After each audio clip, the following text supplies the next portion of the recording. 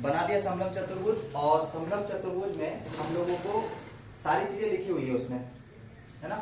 जैसे कि ये पूरा बना हुआ है, बना होने के बाद असमांतर भुजाओं एडी और बीसी, एडी और बीसी पर क्रमशः बिंदु ई और एफ, ठीक है, इस प्रकार स्थित है कि ई एफ भुजा एबी के, ई एफ भुजा एबी के क्या है, समानांतर है।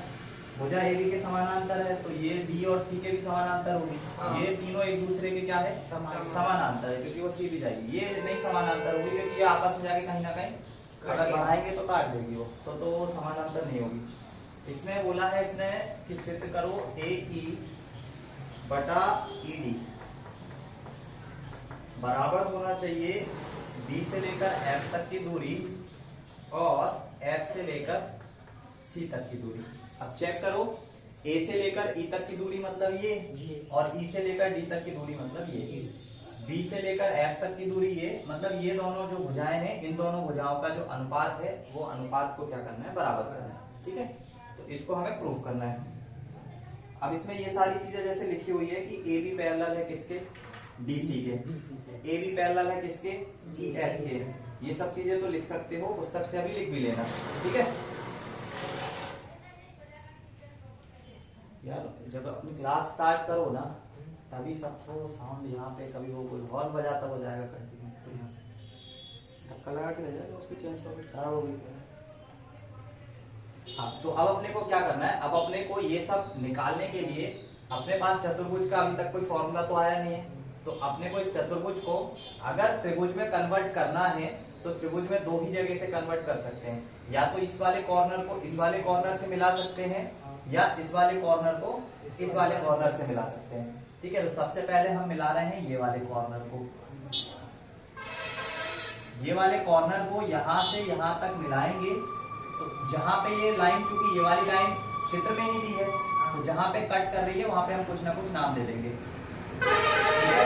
नाम क्यों देंगे, क्योंकि जरूरी है, हम जब ट्रायंगल लॉ पढ़ते हैं, ट्रायंगल में जो हमने अभी तक रूल पढ़े हैं, उन ट्रायंगल रूल में हमने क्या पढ़ा है कि ये अगर यहाँ पे कट कर रहा है और ये ट्रायंगल है ए बी सी, तो सी के बाद ये होगा ई और इसके बाद डी, तो फिर ये अनुपात और ये अनुपात, ये अनुपात और ये अनुपात दोनों कैसे होते हैं, बराबर अनुपात में।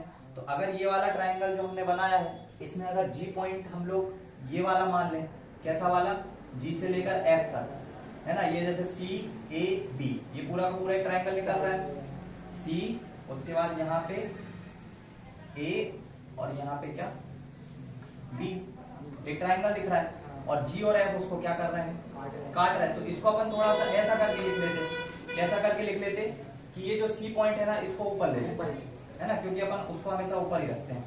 तो मान लो ये सी पॉइंट कहाँ पे है, ऊपर है, ये सी पॉइंट, सी से अंदर की तरफ जैसे जो दोनों चोंच के इधर चले, एक इधर पे जी मिला और एक इधर पे एफ मिला।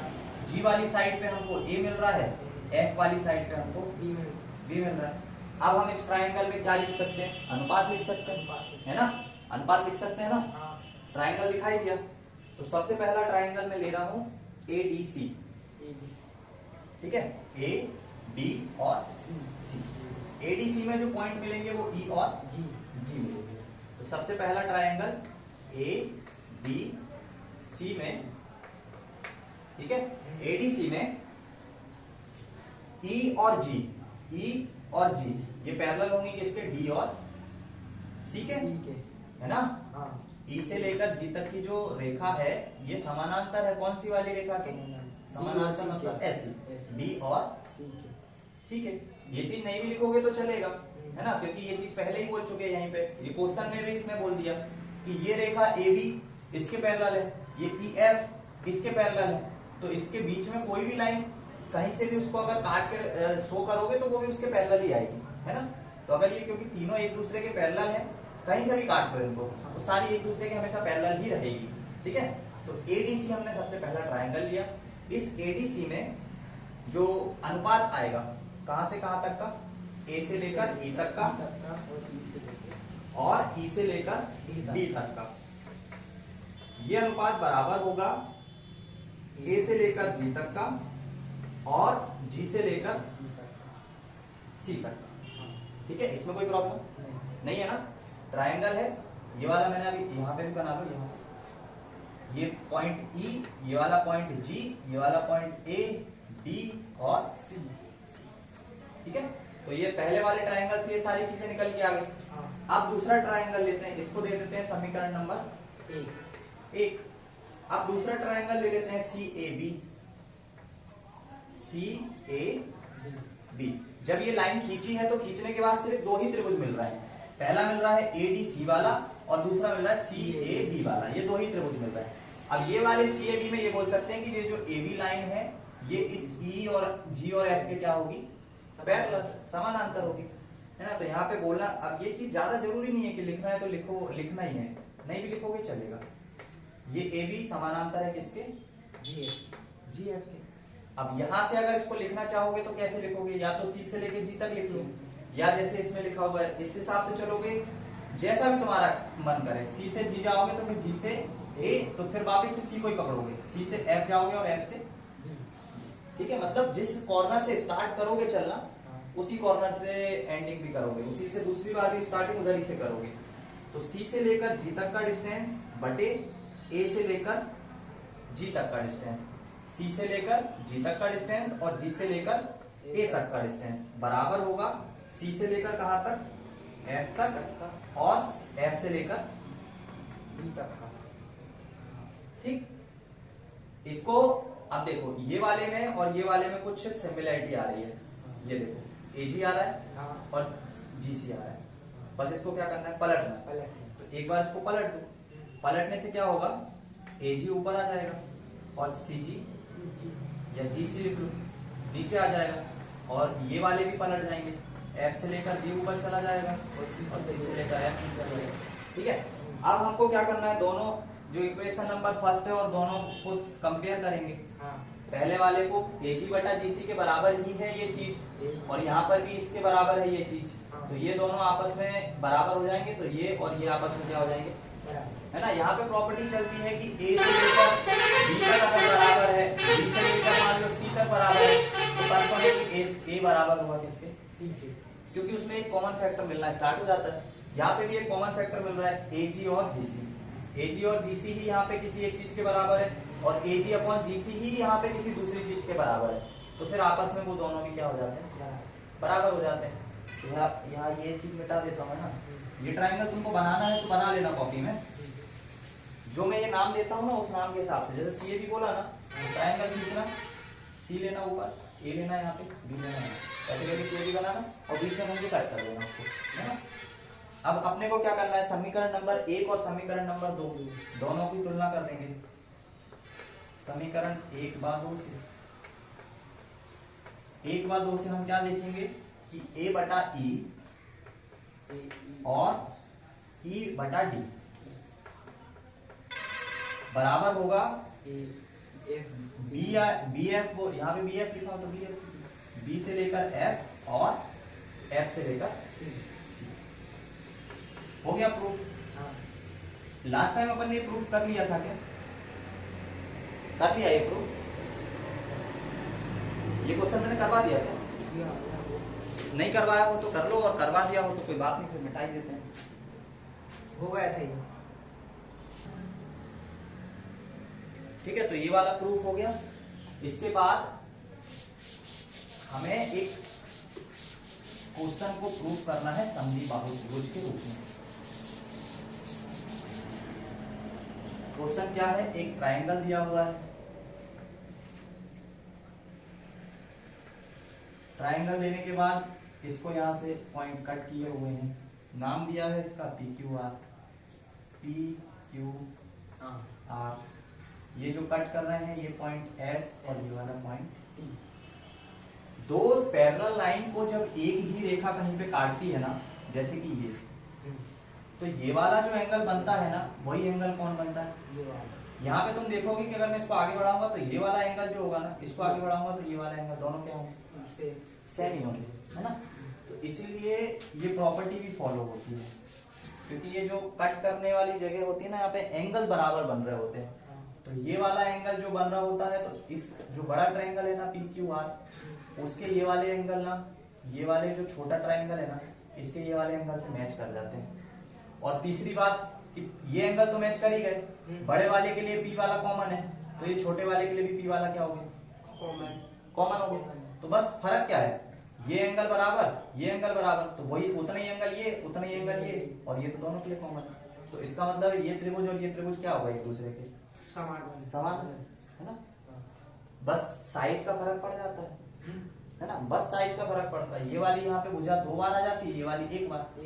तो एक समान अनुपात में भुजा का अनुपात रहता है, समरूप की कैटेगरी में आ जाता है ना।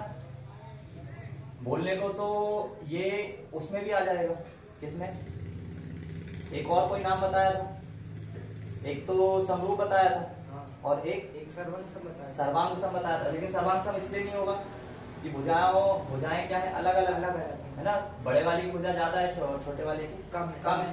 सर्वांग सम नहीं हो सकते, समरूप तो है ना, क्योंकि दोनों के एंगल बराबर है और भुजाएं एक अनुपात में है, समान अनुपात में है ना।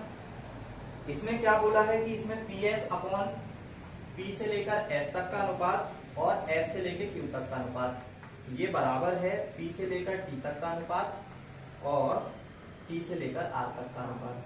ठीक है, तो इसने बोल दिया कि यहाँ P से लेकर S तक का अनुपात, S से Q का अनुपात, ये ट्रायंगल प्रॉपर्टी लगा के ये बता दिया कि ये सब बराबर है।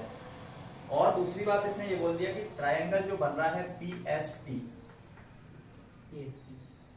है ना, ये वाला ट्रायंगल और बड़ा वाला QR, ये दोनों कैसे हैं, बराबर, समरूप की कंडीशन से बराबर है। ठीक है, समरूप है इसलिए दोनों क्या है, ट्रायंगल बराबर है। और इसने जैसे दिखाया है ना, तो ये एंगल के तौर पे दिखाया है कि एंगल के तौर पे बराबर है, क्योंकि ये देखो यहाँ पे ये क्या है, कोण PST बराबर है कोण PQR, मतलब कोण जो S है वही कोण क्या होगा, Q होगा, जो P है वही क्या होगा, P होगा, और जो T है वही क्या होगा, R। ठीक है, अब हमें क्या बताना है कि ये जो दिया गया त्रिभुज है एक समरूप त्रिभुज है, सॉरी समद्विबाहु त्रिभुज है। समद्विबाहु त्रिभुज का मतलब इसकी कोई भी दो भुजाएं जो है वो क्या है, बराबर है। तो P से लेकर S तक का डिस्टेंस, S से लेकर Q तक का डिस्टेंस, ये डिस्टेंस बराबर ही होता है। तो हम ये बोल देंगे कि P से Q तक की दूरी और P से R तक की दूरी क्या है, दोनों बराबर। तो सबसे पहले हमको तो ये चीज दी हुई है, ये चीज दी हुई है, तो ये एज इट इज लिख दी। उसके बाद हम बोल देंगे S और T ये समानांतर है किसके, Q और R के। अब ये लिखना जरूरी नहीं है कि समानांतर है या नहीं है, हमारे लिए जो जरूरी है वो सबसे पहले ये वाली प्रॉपर्टी है। इसमें बोल दिया है PST ये बराबर है किसके, PQ R के। और अगर ये बराबर है तो लास्ट में जाके क्या बोलोगे, P से लेकर Q तक का डिस्टेंस वो बराबर होगा कहाँ से, P से लेकर R तक का। अब इसमें कुछ प्रॉपर्टी नहीं है, कुछ भी नहीं है, थोड़ा सा अगर सिंप्लीफाई करना चाहोगे तो कुछ ऐसे बोल सकते हो, P से लेकर S तक की दूरी, S से लेकर Q तक की दूरी, ये पूरी की पूरी दूरी PR के बराबर, PQ के बराबर हो जाएगी। P से लेकर T तक की दूरी और T से लेकर R तक की दूरी, ये भी क्यों हो जाएगी बराबर, क्योंकि यहाँ पे हमने देख लिया PS किसके बराबर है, PS किसके बराबर है, और SQ किसके बराबर है, PR के। और जब ये बराबर ही हैं तो फिर इनके भुजाओं के अनुपात भी बराबर है, तो उनके योग भी बराबर होंगे। इसकी वजह से ये पूरी दूरी PQ के बराबर और वो वाली दूरी पूरी PR के बराबर। ठीक है, क्योंकि ये दोनों ये भी ये इसने पहले ही बोल दिया ना, ये मैंने जैसे यहाँ पे लिखा कि x बटा y और यहाँ पे मैंने वो अनुपात दे दिया 3/4, तो मैं क्या बोलूंगा, x का वैल्यू कितना है मेरे पास और y का वैल्यू कितना है 4। ऐसे ही PS बराबर है किसके, बराबर ही तो कर रहा है ना, x बराबर 3 है, y बराबर 4 है, PS बराबर है किसके, SQ बराबर है किसके, PR के। तो ये सब चीजें जब यहाँ रख दोगे तो दोनों आपस में क्या हो जाएंगे, बराबर हो जाएंगे। इसीलिए हमने बोल दिया वो दोनों भी कैसे होंगे, बराबर होंगे, और बराबर होंगे तो फिर कैसा ट्रायंगल हो जाएगा, समद्विबाहु हो जाएगा। और हर जो ट्रायंगल इस प्रॉपर्टी का फॉलो करेगा समद्विबाहु होगा, है ना। जब भी ये प्रॉपर्टी को फॉलो करेगा तो चांसेस है कि वो मैक्सिमम टाइम समद्विबाहु ही होगा, क्योंकि ये अनुपात तभी फॉलो करता है। तो ये वाला भी लिख लो।